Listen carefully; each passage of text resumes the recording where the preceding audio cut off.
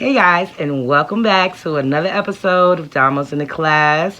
Today we are going to go to chapter 3 from our Hello Neighbors. I hope you're keeping up. Like I said, you don't have to worry if you didn't get your own text. So just to recap really quickly, today we trying to figure out who the little boy is behind this curtain. Is he the only one back there? Was that him behind the curtain? And just more about him. Especially, y'all remember that part when he put up what he had, the paper, and he was saying that he seen him with the lockpick. Like, how could he see inside his house, right? That's a little bit weird. So we need to know how he could see inside his house, right? And what's really going on over there at that house. So we're gonna dive into chapter 3, guys. Come on, let's get started. The kid across the street is named Aaron Peterson, and his house is made of doors. Not really, but it feels that way. The first time I go over, I open 3 doors before I finally find the bathroom. Then I go to the kitchen for a glass of water and get lost trying to find his room. Don't feel bad. Everyone gets a little turned around at first, he tells me after I finally find my way back. Then he shrugs. Old houses are weird. I nod like I agree. But I've lived in old houses. The turquoise house is old too. None of them have been like this one though, with the side staircases that lead to little half landings and some more doors that don't even open. When I was 7, we lived in Northern California for a few months while my dad was still a beat reporter. My mom, always up for a good ghost story, took me to the Winchester Mansion where we got our tour, where we got to go to tour the house that was perpetually, obsessively built by the widow of the famous Winchester rifle maker. The story went that someone told her she and her family were being haunted by thousands of people who lost their lives to her husband's gun company. She kept the builders working day and night on a house she would never finish building, so the ghosts couldn't find her in the maze of a mansion. Period. The clearest memory I took away from the tour was a door that opened to a 3-story drop. Period. I imagine a sleepy 7-year-old me staying in that Twisty. twisty house, walking in, walking in, Waking. waking in the middle of the night, looking for some place to pee, and dropping to my death after pulling the wrong knob. Period. We don't have one of those, Aaron tells me when I relax my memory, relay my memory to him the next day. Period. At least I don't think we do. Period. He says it so casually, I don't think he realizes how strange it is that he could live in a house and not know where every door leads. At first, it seems strange to me. Then I learned that there are some places in Aaron's house that are off limits. The basement's kind of a wreck, he says, but now he's less casual about it. Now he seems uncomfortable. I think back on the boarded up door on the side of their house, the one I had led to a root cellar. Aaron doesn't have white hair, as it turns out. That was just a trick of the flashlight. Just one of the many weird aspects of the night he introduced himself to me. It's light brown, but that's the only ordinary quality about Aaron. He's tall. In fact, at first I thought maybe he was older. He's my age though, and he acts like he's 50. It's like the giant alien overload sucked all the children out of him and left behind a 12-year-old adult. It's not that he doesn't smile or joke. He just has purpose. He's also better at picking locks than me. He can find his way into the tiniest keyhole, his hands steady and precise. But that isn't why he's good. It's his patience that makes him better than me. He can sit in a turn and twitch the pick a millimeter, feel for the movement, then guide the tool through a different path until, boom, the lock springs free and the door opens. I should have gone with the rake, I say, angry at myself for not springing the hall closet upstairs that particular afternoon. I'll give you an easier one next time, he says, punching my shoulder a little too hard. I punched him back harder. Man, don't be a what? Broad shoulders and an argyle sweater emerged from a door behind us that I swear to the aliens I didn't even know was a door. Dad, this is Nikki from across the street. Nikki from across the street, Mr. Peterson says, pinching an end of his curled mustache like a cartoon villain. And he looks like he could be a villain, with his wide eyes hooded by thick eyebrows and forearms bigger than my legs. If not for his unmistakable dad uniform, violet blue sweater, brown pants, high socks, I'd be halfway across the street by now. He didn't ask me a question, but he's looking at me like he's waiting for an answer. Uh, we were just picking locks in your house. Fighting, cursing. Mr. Peterson leans over and puts his hand on my knees, large shoulders framing the face that now 6 inches from mine. His carnival Mustache, mustache is specific, practically. practically touching my cheeks. Period. I can swell spearmint on his breath. Period. Well, Nicky from across the street, comma, he says, comma, and I clench my teeth together to keep them from Chattering. Period. He leans in. He leads in even closer, and I think I'm going to fate. Period. How would you like it to stay for dinner? For dinner, he pauses and waits for me to Process. process what wasn't the threat it sounded like, and then his mustache lifts to reveal a row of Brilliant. white teeth. He leans back, tilts his head, comma, and Bellows. blows a laugh that shakes the hallway. I nearly pee myself in. I start to laugh, comma, because I have no idea what else to do. I feel Aaron grab my arm and drag me down the stairs. Mustaching, muttering, says something about don't know why you have to be so weird, and shoves me down the hallway so I can gather himself and wonder if he was calling his dad weird or me. I start to head down a different hallway before Aaron retracts me. Redirect me. Just one more rabbit hole to fall through in his Winding. house. Read Louder. In the kitchen, Aaron's 10-year-old sister is wielding a seriously sharp knife over a yellow onion. While Mr. Mrs. Peterson smokes a cigarette with her back tunnel turned.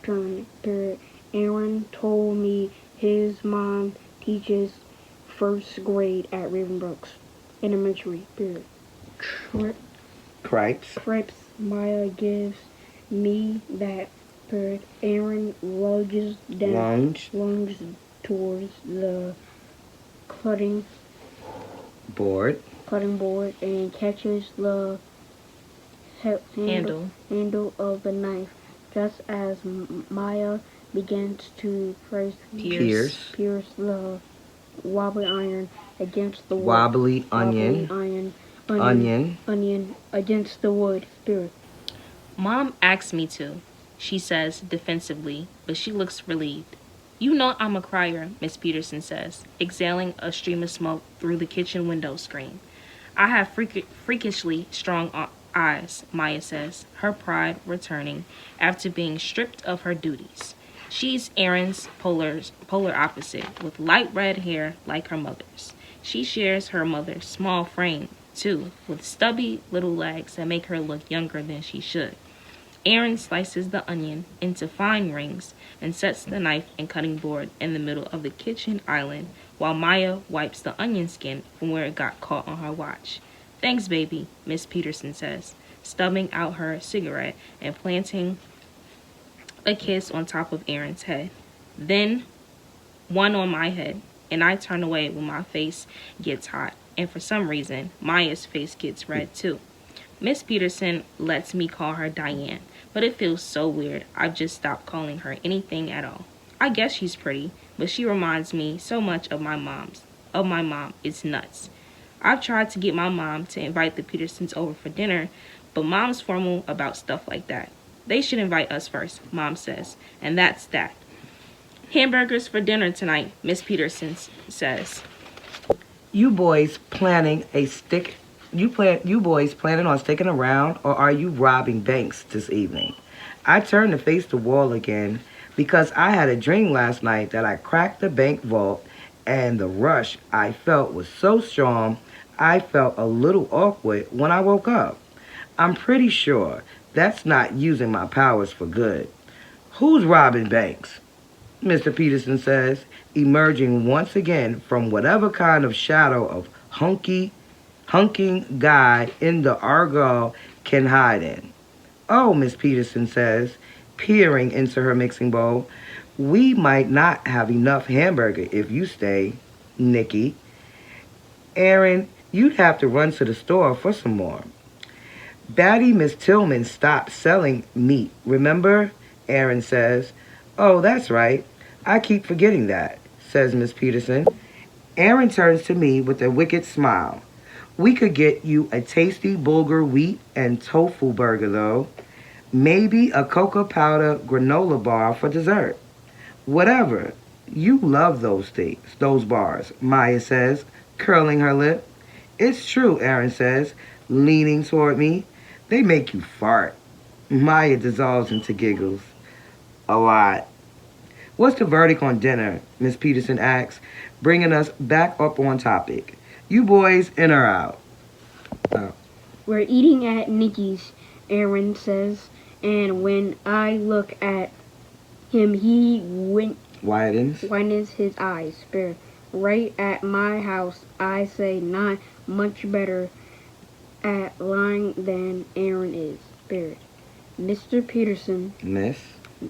Miss Peterson examines us from across the kitchen. Island. Period. Maya scoops in to save the day, though bringing us back to a forgotten topic. Period. Everyone thinks that Jesse James was the best bank robber. There was just became he Just what? just because he was a show off, but he couldn't have done any of that without his brother Frank. Spirit. People always forget the sibling. Spirit. I'm sure you could rob a bank just as successfully as your brother Mouse. Mr. Mrs. Mrs. Peterson says, lining up the patties into perfect rows on the cutting board, where she holds a meat tenderizer high above her head and bring it down with Startling. soaring strength, moving from patty to patty with unsettling Enthusiasm. Wow. Maya rolls her eyes, but I can tell she likes when her mom calls her mouse. Just like I don't mind that my dad still calls me Narf Bear. My parents claim that's how I used to say my name before I could say Nick, which is weird Keep going. Which is weird. What? because it doesn't even sound the same, but whatever. It stuck, and from some of the nicknames I've heard out there, it could be a whole lot worse. And I'm sure your brother wouldn't dream of taking credit for your accomplishments, Miss Peterson adds, winking at Erin. She brings the meat hammer down on the patty again, and I jump before I catch myself. Remember, family makes you stronger, Miss Peterson says. Isn't that right, honey? Miss Peterson turns her head to the side to address her husband, but her eyes never met his. Mr. Peterson just stands there for a second, surveying his family across the kitchen island before moving to the sink to wash his hands. Not necessarily, he says, with his back turned to us all. And from the way he says it, I can tell that's all he wants to say on the subject. Either Miss Peterson doesn't notice or she doesn't care. Oh, don't be a grump. You don't really mean that. Miss Peterson flashes me a smile and rolls her eyes, which might be convincing if her hands weren't shaking so hard she has to set down the meat tenderizer. Mr. Peterson scrubs his fingernails meticulously at the sink. I sneak a glance at Aaron, and he's watching his dad too. Maya's moved to the other side of the island, and she's fidgeting with the ties on one of the bar stool cushions. I'm waiting for the punchline, for Mr. Peterson to whip around and bark that insane laugh from under his mustache. But he doesn't turn around. Miss Peterson tries a joke. Well, I'm afraid if you're stuck with us, darling, we're Petersons to the bone. Now, Mr. Peterson does turn around, so fast that the towel in his hands makes a whipping sound in the air. You know what's so interesting about bones, Diane? He says with a smile. That's a different way than the one he's cracked in the hallway upstairs. This one bears both rows of his teeth, and they don't part. He just talks right through them. Maya moves a little closer to Aaron. I think I do too. Not all of them are necessary. Maya reaches for Aaron's hand and he squeezes hers back. It's true. Mr. Peterson continues even though no one contested it. It's remarkable what the human body can survive without. Pluck one bone out of the body, keeps on living. Miss Peterson is shaping the hamburger patties, and she's been working on that same patty since the husband started talking. I don't even think she's thinking about hamburgers anymore.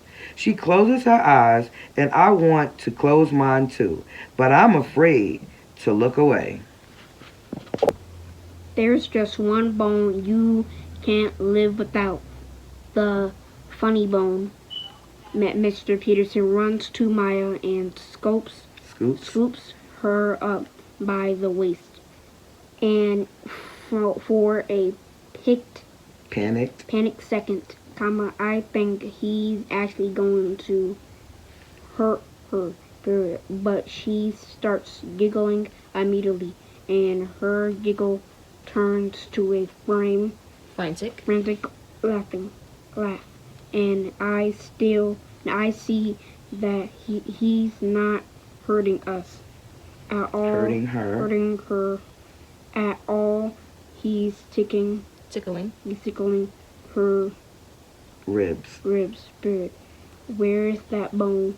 Where's that funny bone? He says, suddenly playful, and I think I Misconstrued. misconstrued the whole scene until I looked at Aaron and Mr. Peterson, Mrs. Peterson, Mm-hmm. who are sharing a look at can't quite understand. It's Solemn. solemn though, nothing like the Exchange. Mr. Peterson is having with Maya as he throws her over his shoulder and begin to spin her around. But let's go, Aaron says to me under his breath. Talk louder. Under his breath, and I don't Argue. Period. Once we're outside, we don't say a word until we're at least 3 blocks from our street and halfway to the train tracks on the other side of the woods that Barton Ravenbrook Spirit. The rain from earlier has stopped, but the ground still squishes when we walk. Spirit, where we going? Where? Where we going? Mm-hmm. I asked Aaron when I feel like it's going to. Mm-mm. I feel like it's okay to ask him anything at all. But you see, he says, but doesn't look at me, period. There's something I want to show you, period. So kid across the street name is Aaron Peterson. He invited Nikki for a tour for the house. He got lost because there was so many doors, and it reminded him of the Winchester Mansion. Mm-hmm. All right, and so we did also find out that in that creepy mansion there was a whole bunch of doors that led a whole bunch of different places. And so we also found out that Aaron is older and he didn't really have white hair, that was the flashlight making his hair look like that. And he actually was good at lockpicking, and he does lockpicking better than Nikki. So they had that, and they joked about that. And he watched how quick that he was able to use his tool, and boom, all of a sudden he was able to get them locks open real quick. But yeah, he was older than Nikki, but he was a little bit more mature. But he seemed to be somebody he was trying to see if he can get to hang out with and get to know a lot more better and see what was going on. But he was feeling a little creeped out while he was at the house. Mm-hmm.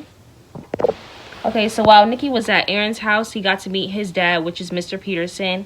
And from their interaction, Nikki was just a little bit scared by him, only because just the way that he came in, like, just really, I don't know, aggressive maybe. And he almost wanted to, like, leave him and go across the street. Actually, he was just standing there at first. That's what it was. Mm-hmm. And Nikki even said that it looks like he could be a villain, and that he had wide eyes and thick eyebrows, and his forearms were even bigger than his legs. But the only reason that he stayed is because of his dad, typical dad uniform with the, the sweater, the brown pants, the high socks. Other than that, he would have left. And so, he was just staring at him, as if he asked him a question, and he didn't even say anything. So that creeped Nikki out a little bit. And it made him kind of scared to respond. His teeth were kind of chattering. So that was also something else. And it was just like, that interaction that was just also had him to be like weirded out by the house and the family. In the kitchen, Aaron's 10-year-old sister was cutting up the onions. She had red hair and and them stubby little legs, right? Yeah. So then we got introduced to Mrs. Peterson, which is Aaron's mom. And Nikki said that Miss Peterson reminded him a lot of his mom. And so Nikki had been trying to get his mom to invite the Petersons over for dinner, but Nikki's mom is a lot like my mom. Like, no, like, you know, you need to invite us first. We just moved in. So, and that was that. You know, once his mom said that, that was over. So, yeah, that was another funny part. All right, so now towards the end of the chapter, Miss Peterson invites Nikki to stay for dinner. She says they're having hamburgers. The crazy part that I didn't really understand was that she invited him over, but then they didn't have enough food. So I didn't really get that. And Aaron offered him a wheat tofu burger, which I would have had to pass on. Mm-hmm. You know, so I don't really know how that was supposed to work. But then the other part that really got to me though was when the neighbor was tickling the sister, and at first they thought that maybe, well, Mr. Aaron, and which is the son, the brother, and the mother, both was looking at each other in some type of weird way. That Nikki noticed that they were sharing a look, like, I don't know, something was something with the neighbor and Maya when he picked her up and took her out there. Even though she was laughing, but they still had some type of strange exchange look that Nikki found to be weird. And I'm hoping that I'm not reading any more into it. However, it is in the book, so I am going to read it and try to analyze what it might mean. But I will say that what I will add on about the strange part is that when they decided to leave, because Aaron was like, okay, let's go. So when he decided to leave, they didn't speak for 3 blocks. So anybody knows, like, when something happens and you're still in the feeling or in the moment, like, you might not have nothing to say because you still caught up. You're in your head about what happened. So you're not ready to talk. Yeah, and then it was also the fact that Aaron had said, let's go. Like, it wasn't no, hey, you want to go, you want to go. Right, it was like, let's get out of here. It's time to like, go. Yeah, like, that was weird. But that was definitely weird. But like I say, they're not talking for 3 blocks. And then, like I say, they're making sure that they're putting these words in here for you to look at. So yeah, to not talk for 3 blocks, and then when we do start talking, he's not telling them like where we're going, and he's asking you like, well, where are we going? And he's like, you'll see. But and then instead of Nikki asked where we going when he felt like it was okay to even say anything. But that's what I'm saying. Like, for the 3 blocks, like for the 3 blocks, it was like, what was that about? We power walked, clearly mad, and feeling some type of way from what he's seen. So I got children. And child, I don't even want to. Yeah. We on chapter 3, so I'm gonna hope that it's some type of ploy, but it is something. It really is something. And then the mom's knows the something because it was Aaron and the mother looking at each other and Nick peeping it. Yes. So I'm happy Nick was sharp. You know what I'm saying? And I'm sure he's gonna go home and tell his mother all of it. And that's why his moms ain't using either. Because he's like, you know, like, things supposed to be done a certain way. And I am definitely a pet peeve of that. I was raised that way. Very old school. And my kids, child, they learned to understand and protected them. Because there's a bunch of weirdos out here. Yep. So I don't know, guys. I'm not saying he's a weirdo. I'm saying this sounds weird. Yeah, absolutely. And I now definitely need to know what's going on with his neighbor. And not to mention, he has a whole collection of books. So, like, I don't know. Who he got a shovel? Like, who the... I hope Maya ain't down there. I'm just saying. Y'all know that that's who they be finding out to be the culprits behind these strange things. Be the parents. So, I don't know. We're just talking, you know. The next paragraph, if we had to, what would you think is going to happen on the next, not paragraph, chapters, Jamie? I think that Aaron is going to, I think Aaron is going to try to, wherever they're going, they're going to make a tour or where they're going. Maybe some place to take their mind off of what was happening. Maybe some place that he goes when he's stressed out. You know, that brings some peace. I don't know. But we do see a picture that's starting out for chapter 4. Yes. And that is showing us, what's that? The golden, what does that read? What does that say? You are now entering Golden Apple headquarters. No trespassing. So, looks like that's where they're headed to for chapter 4. So the adventure continue, guys, and we will stay on it. Hope you guys tune in for next time so you can catch up so we can see what is happening here with the Hello Neighbors Missing Pieces. Until next time, guys, stay tuned.